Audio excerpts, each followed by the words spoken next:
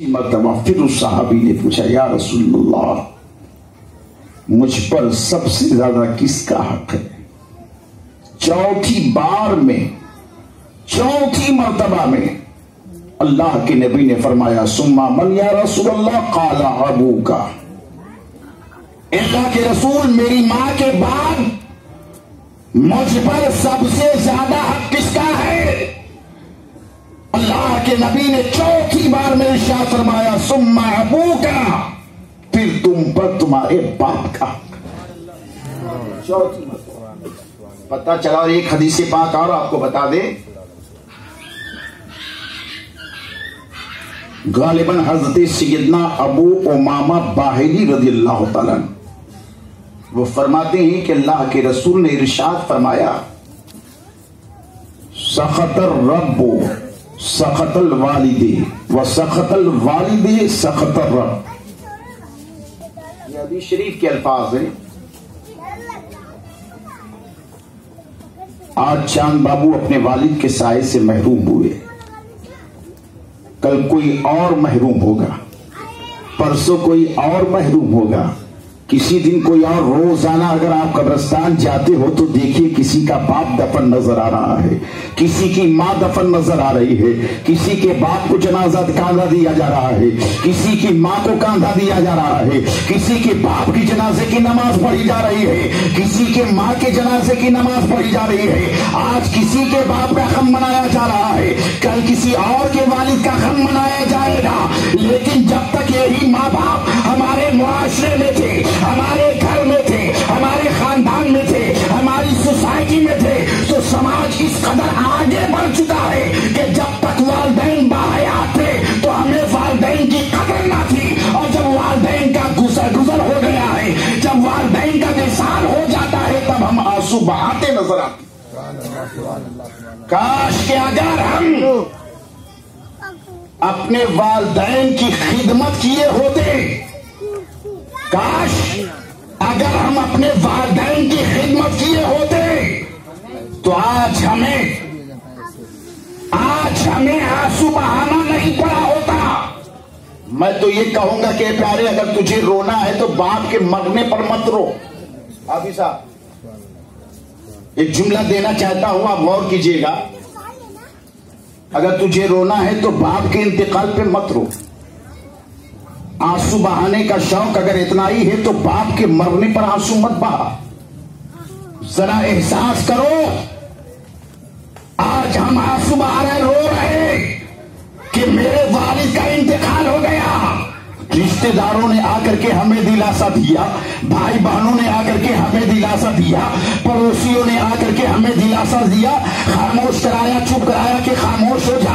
آج ہمارے باپ کے انتقال پہ ہم آنسو بہا رہے ہیں۔ اے پیارے اگر رونا ہے تو باپ کے مرنے پر مت رو، بلکہ اس بات پہ رو کہ باپ زندہ تھا تو میں اس کی خدمت نہ کر سکا، باپ کا انتقال ہو گیا تو ہم اسے غسل نہ دے سکے، باپ کا انتقال ہو گیا تو ہم اسے کفن نہ پہنا سکے، باپ کا انتقال ہو گیا تو ہم اس کی نماز جنازہ نہ پڑھا سکے، باپ کا انتقال ہو گیا تو ہم اس کی قبر میں نہ اتر سکے، باپ کا انتقال ہو گیا تو ہم اس کے لیے دعائیں مغفرت نہ کر سکے۔ سبحان اللہ، سبحان اللہ، سبحان اللہ۔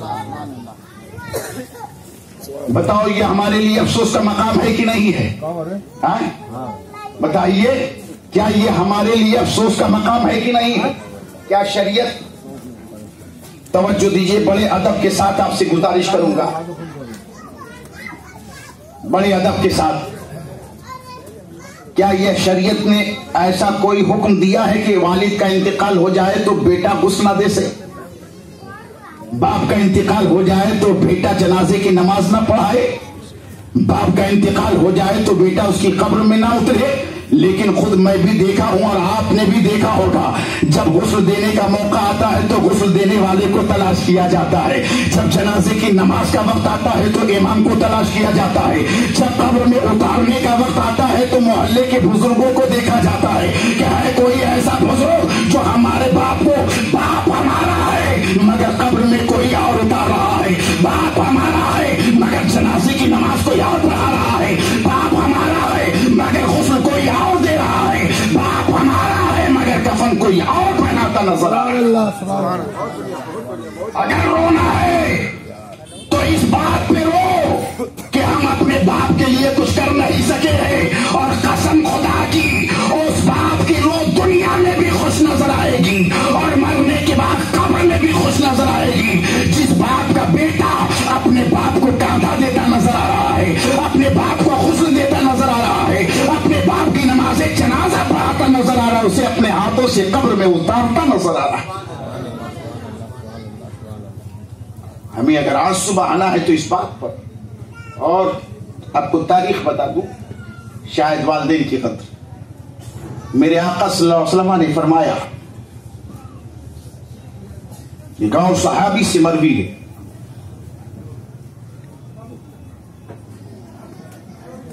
انہوں نے پوچھا اللہ کے رسول ما حق الوالدین علی ولدہما. اللہ کے نبی صلی اللہ علیہ وسلم سے ایک صحابی نے پوچھا, یا رسول اللہ, ماں باپ کا حق ان کی اولاد پر کیا ہے؟ ماں باپ کا حق ان کی اولاد پر کیا ہے؟ میں اسی کلکتے کی زمین پر میں نے والدین پر ہونے والے ایسے ظلم بھی دیکھے, آپ گواہ. یہ ممبر رسول ہے اور میں خود ایک مسجد کا امام ہوں. جو میں نے اپنی آنکھوں سے دیکھا ہوں وہ میں آپ کو بتا رہا ہوں. کیا بات ہے؟ بیٹھ جائیے آپ لوگ.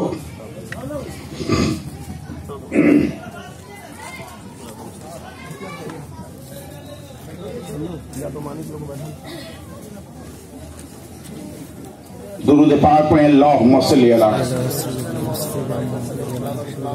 سیدنا و شفیعنا و نبینا و طبیبنا و قلوبنا مولانا محمد مبارک وسلم. صلاۃ و سلام علیک یا رسول اللہ, صلاۃ و سلام علیک یا حبیب اللہ. توجہ دیجیے گا,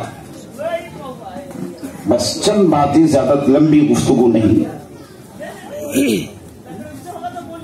کیا فرمایا اللہ کے رسول, ماں باپ کا اس کی اولاد پر حق کیا ہے؟ اگر آئیے سوال کوئی آپ سے کرے گا, اچھا بتائیے کہ ماں باپ کا حق آپ پر کیا ہے, تو آپ کا جواب ہوگا کہ ان کی تمام ضروریات کا خیال رکھنا ہے کہ نہیں. انہیں وقت پہ کھانا مل رہا ہے کہ نہیں, انہیں وقت پہ ناشتہ مل رہا ہے کہ نہیں, انہیں صحیح کپڑا مل رہا ہے کہ نہیں, انہیں صحیح آرام مل رہا ہے. اللہ کے نبی صلی اللہ علیہ وسلم کی بارگاہ میں عرض کیا گیا, یا رسول اللہ, ما حق الوالدین علی ولدہما, اللہ کے رسول, ماں باپ کا ان کی اولاد پر حق کیا ہے؟ اللہ کے نبی صلی اللہ علیہ وسلم نے جو جواب دیا, دو لفظوں میں جواب. اللہ کے نبی نے فرمایا, ہما جنتک و نارک. بس اگر اس لفظ کو ہم سمجھ جائیں تو ہمارا سارا فلسفہ حل ہو جائے. کیا فرمایا اللہ کے حضور نے, اللہ کے رسول, ہما جنتک و نارک. تم اپنے ماں باپ کا حق اپنے اوپر پوچھتے ہو کہ اولاد پر ماں باپ کا حق کیا ہے, تو جواب سنو. مصطفیٰ جان رحمت نے جواب دیا, ہما جنتوں کا ونارک, وہ تمہاری جنت بھی ہے اور وہ تمہاری جہنم بھی ہے. سبحان اللہ, سبحان اللہ, سبحان اللہ. تمہاری جنت بھی ہے اور تمہاری جہنم بھی. اب خدمت کر کے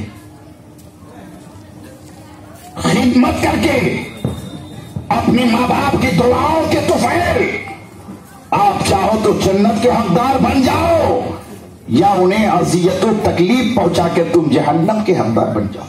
وہ تمہاری جنت بھی ہیں اور تمہاری جہنم بھی ہے. کتنا عظیم اللہ کے نبی نے جواب دیا ایک لفظ میں. آج کتنی خدمتیں ہمارے معاشرے میں ماں باپ کی ہو رہی ہیں. بڑا شاندار اپنے والد کی ایصال ثواب کے سلسلے میں عزیزم چاند صلی اللہ علیہ وسلم نے یہ پروگرام رکھا ہے. میری دعا ہے کہ پروردگار عالم اس بزم محبت کے سب کے طفیل انہیں کروٹ کروٹ جنت عطا فرمائے. لیکن ایک بڑی پیاری ایک تابعی ہیں جن کا نام ایک تابعی ہے، وہ فرماتے ہیں کہ میں قبرستان گیا. سنیے گا بات. میں قبرستان گیا، عصر کا وقت تھا. قبرستان میں داخل ہوا، عصر کی اذان ہوئی، میں نے عصر کی نماز پڑھی اور نماز کے بعد وہ تابعی فرماتے ہیں کہ میں قبرستان میں داخل ہوا ایصال ثواب کے لیے، فاتحہ خوانی کے لیے. تو میں نے دیکھا کہ ایک قبر، غور سے سنیے گا، میں نے دیکھا کہ ایک قبر 20 سے پھٹی ہے. شک ہوئی اور پھٹنے کے بعد اس قبر سے ایک مردہ اپنی کمر تک باہر نکلا. دوستو یہ افسانہ نہیں ہے، ناول نہیں ہے، کسی اخبار کی رپورٹ نہیں ہے. یہ ایک تابعی کا واقعہ ہے. تابعی کسے کہتے ہیں؟ جس نے نبی کے کسی صحابی کو دیکھا، حضور کے کسی صحابی کو دیکھا، اسے تابعی کہا جاتا ہے. یہ تابعی فرماتے ہیں کہ میں قبرستان میں گیا، دیکھا کہ ایک قبر پھٹی.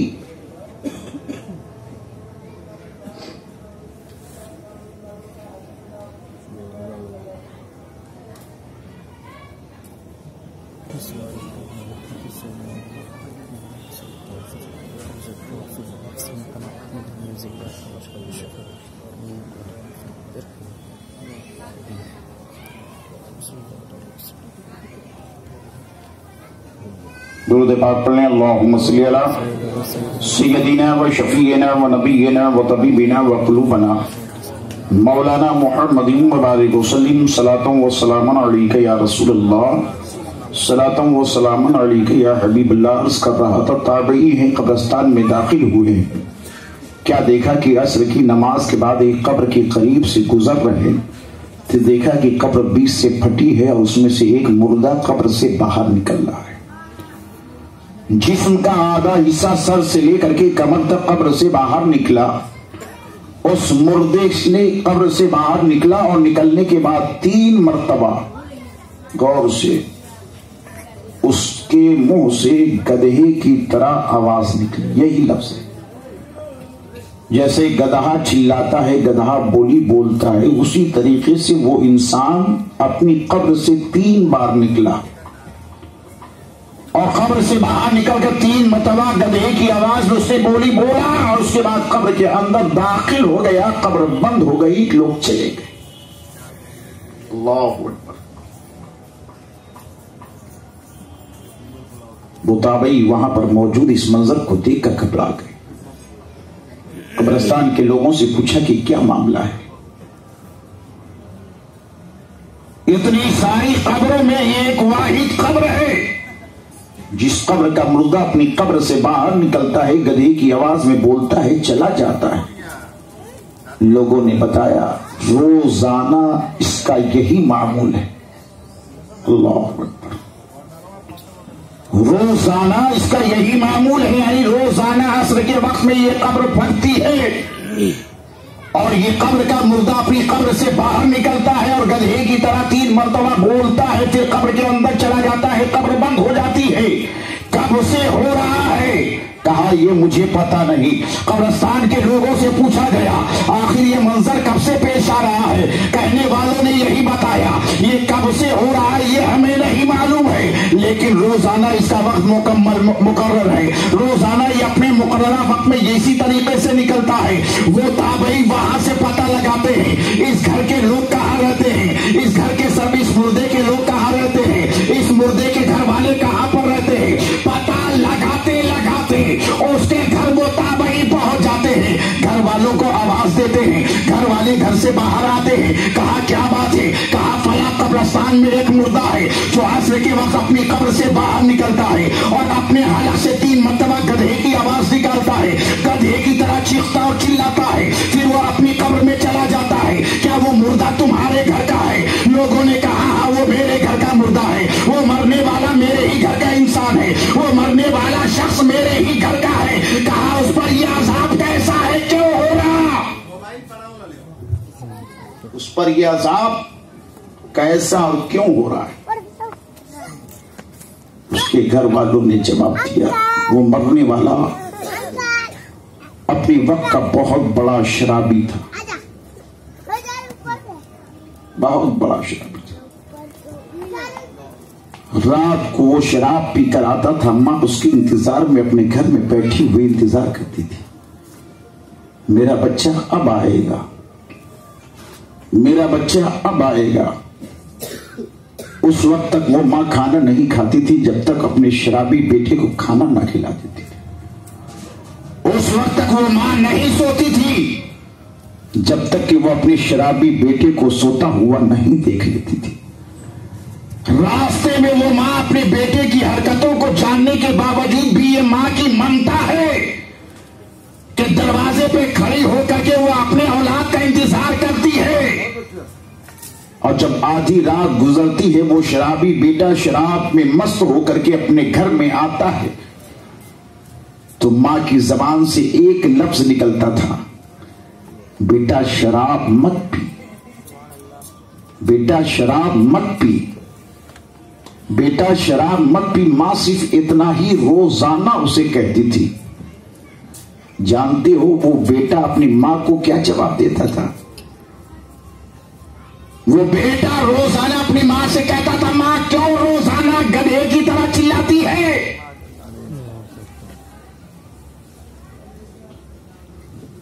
माँ कहती है बेटा शराब ना पी, माँ बेटा कहता है माँ रोजाना क्यों तू गधे की तरह चिल्लाती है?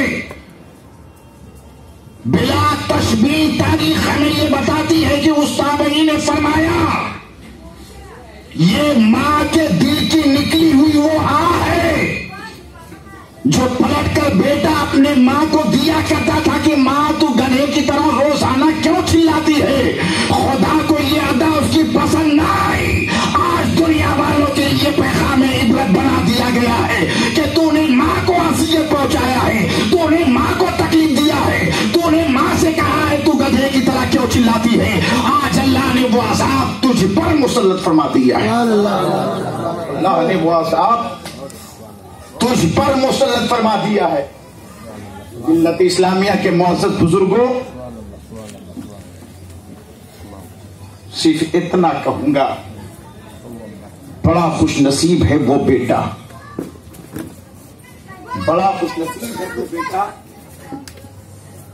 जो हर लहजा, हर घड़ी अपनी माँ का। आज मैं सोच रहा था, आज ही मैं सोच रहा था, जिंदगी का एक रुख तो यह है कि जब हम माँ के पेट में जाते हैं, माँ के पेट में जब नुत्फे का दुखूल होता है एक औलाद की शक्ल में, जब हम माँ के पेट में रहम में दाखिल होते हैं और माँ को ये एहसास होता है कि मेरे पेट में मेरा बच्चा पल रहा है,